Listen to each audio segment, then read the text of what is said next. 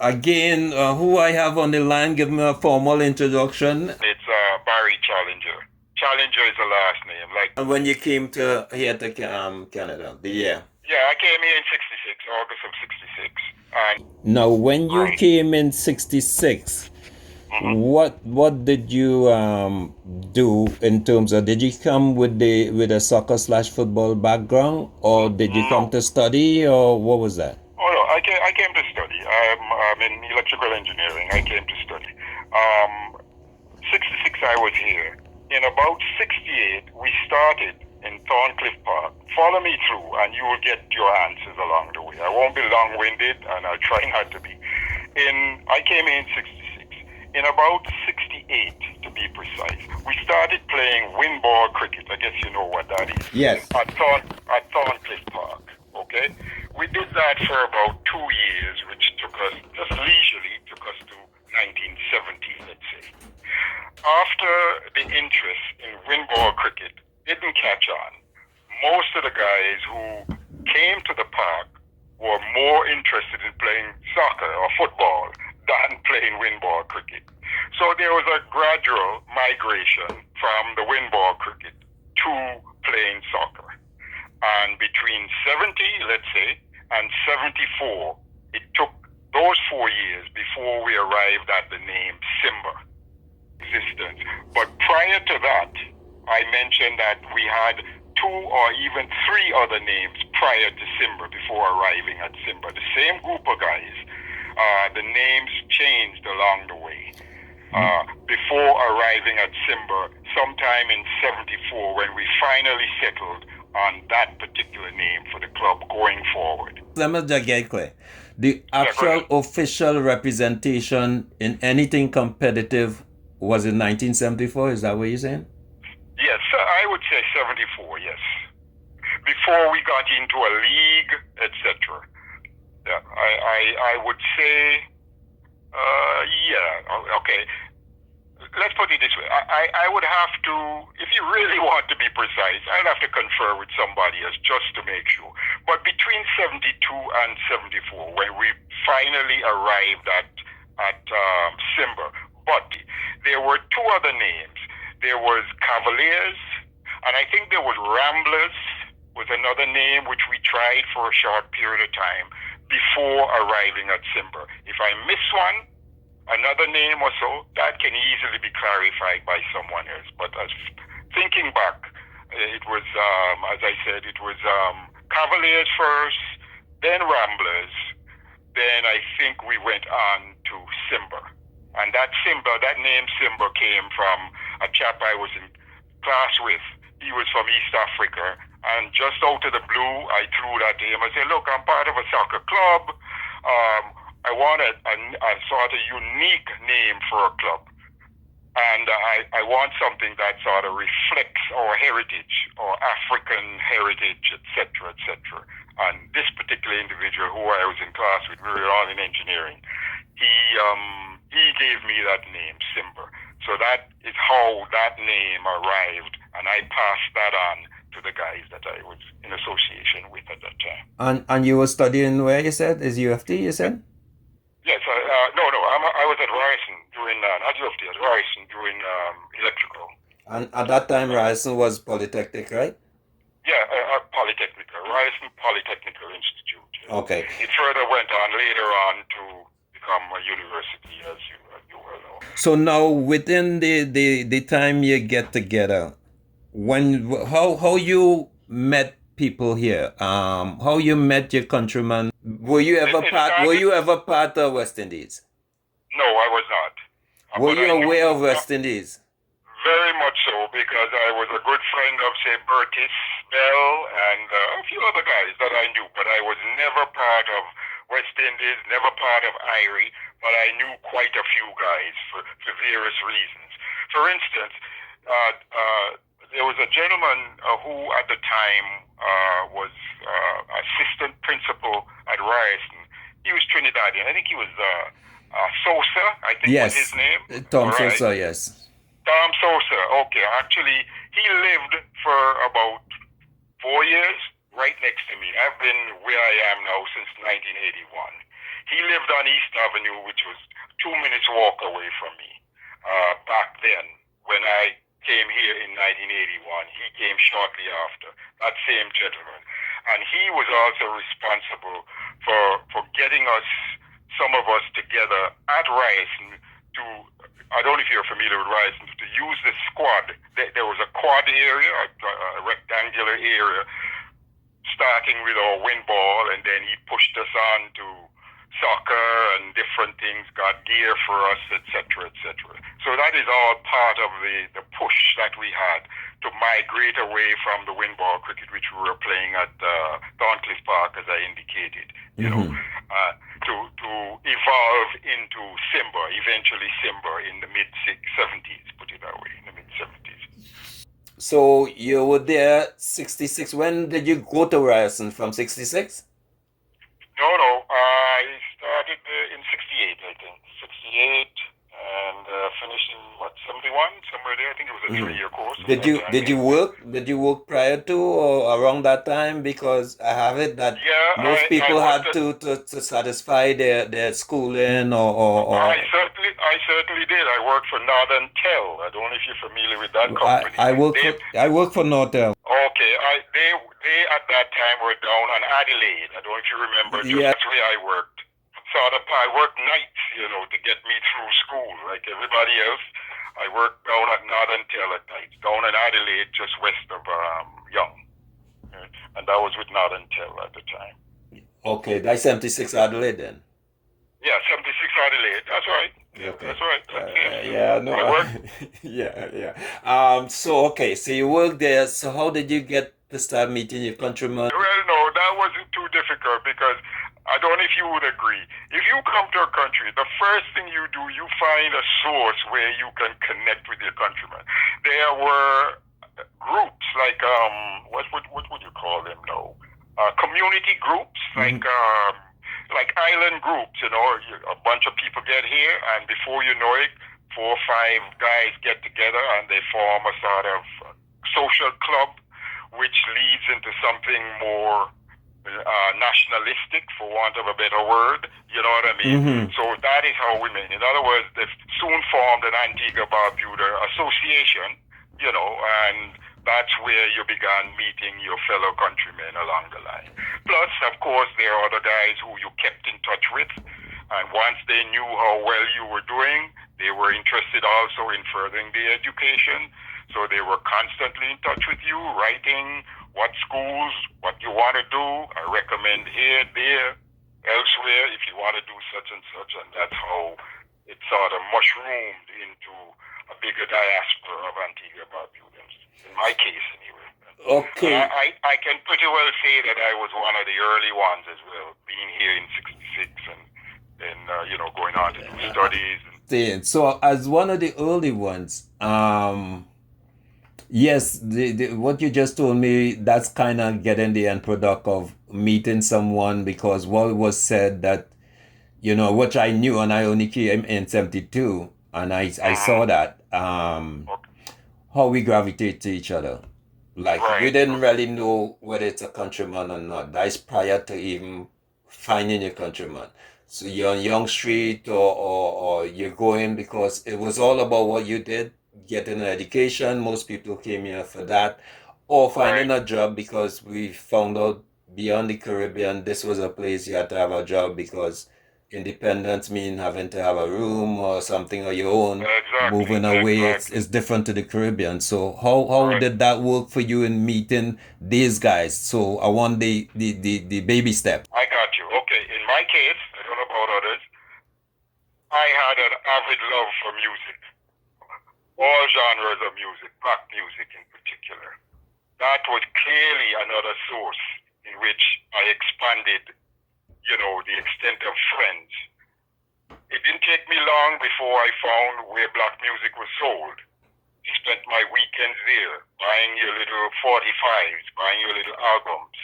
They were Bajan husband, wife on Bathurst, just opposite the Bathurst station there, north of Bloor. It'll be on the left-hand side as you go north. That That's was another source where I made my connections through music now. so. Let me addition ask to the you. school. So the name of that record store was Theo's. Is that correct?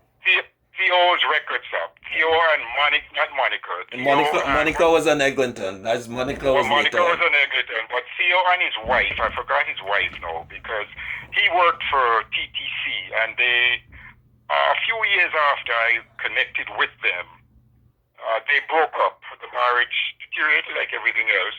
They were still business partners in a way, and so I still visited them. I forgot her name though. Because she took over when he used to work for TTC, and then after a while, I just didn't see him. But she continued. I forgot her name now. How can I forget her name? Anyway, but that's another place where I made my connections to the Caribbean at large, community through music, meeting people. The entertainment business was another thing. Nightclubs. There were nightclubs like the Brunswick, the Cockdoor, you name it, along the Young Strip there. Again, going to school, but our Saturday nights were spent in places like the Cockdoor, the Colonial, and then there were Caribbean places like and there's another Jamaican place there, the Brunswick. You're familiar with the Brunswick? That's east of Bathurst, the long blower there, right at that corner, was another big meeting place in terms of nightclubs, Caribbean nightclubs I'm talking about now. So that too was another source where you met younger people. So when you got comfortable, what position you had in the club? What position you had in Cavaliers? Or how was Cavaliers functioning? I know about the windball cricket, and seeing that your educational background, your academical background, I would think you would be one of the pillars around putting the construction there was together. another guy, a late what is his name now? He's Trinidadian too. Well, I don't know if you're familiar with Les Forbes. Les Forbes is pretty early joining us. Yeah, I know Les And there was Kelvin, what was his last name now? He died recently. When I say recently, within the last 2-3 years. What was Kelvin's last name now? If you know Les would know Kevin because Kevin was also Trinidadian. But my connection with him, he was married to an Antiguan lady who I knew. Basically went to school together. So I knew Kevin even before Les. Kevin was the one who brought Les Forbes to the club. And my connection, as I just mentioned, with Kevin was because he was married to an Antiguan woman who I knew too. She went to the girls' school, I went to the grammar school, and we were friends when Kevin met her. So that was another source who was instrumental in even putting together the term escapes me now, midget. What's it called when you have a document that outlines Constitution?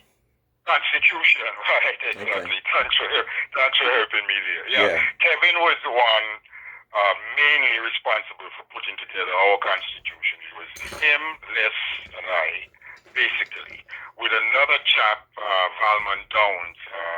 He's Antiguan too as well, I think. Those names were basically responsible for getting that Constitution together for us. Okay, so now that you've gone to the meat of it, once you mention Constitution, now you're talking serious business. And that's what I was going to ask you now.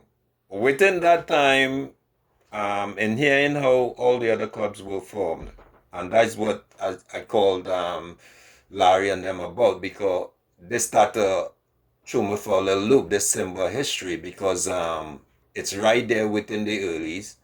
And I never really, besides doing Larry and Stone, I never really get the root of it because they came into it. So,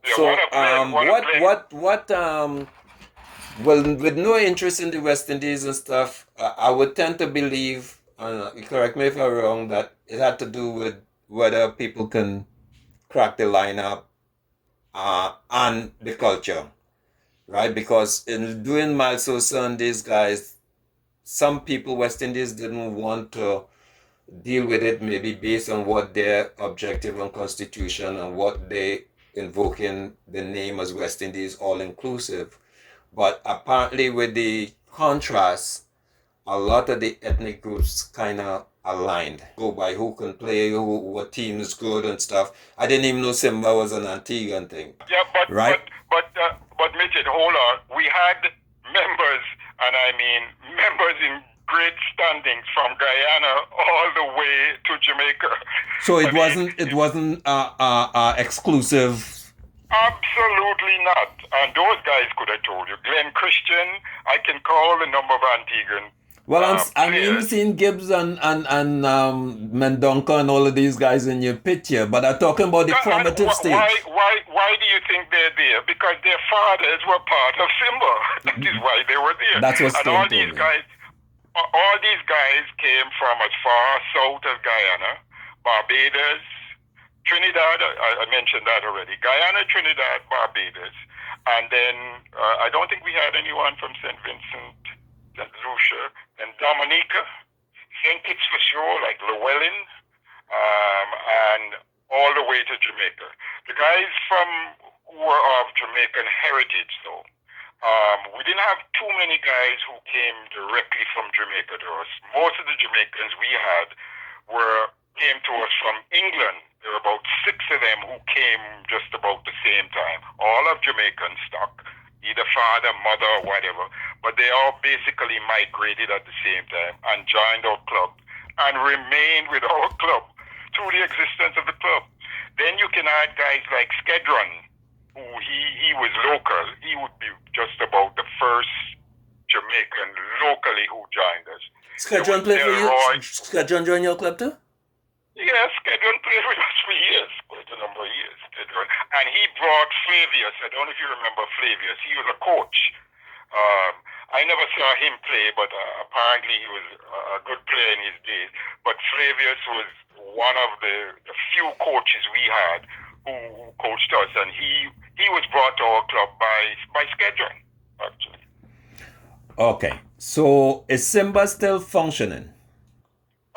No, not. This is going to sound a little awkward.